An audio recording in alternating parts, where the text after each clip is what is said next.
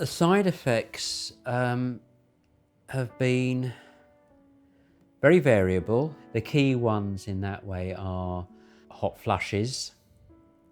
And with hot flushes, I can't see any real pattern to them. The only thing I would say with my hot flushes is that they don't tend to last very long.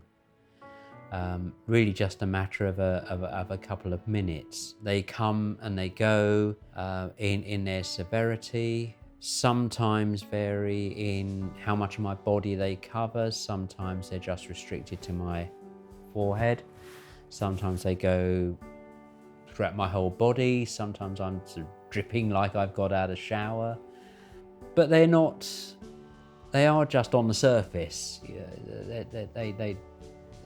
I can sort of live with them.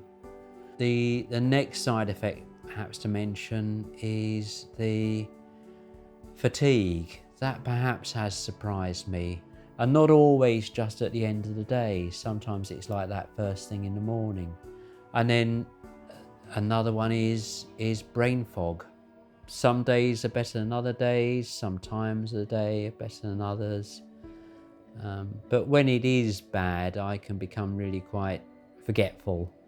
My other side effects have been a complete loss of libido, but that has been quite a significant change, and it's not one necessarily because of the nature of it that that perhaps gets talked about as much as it should.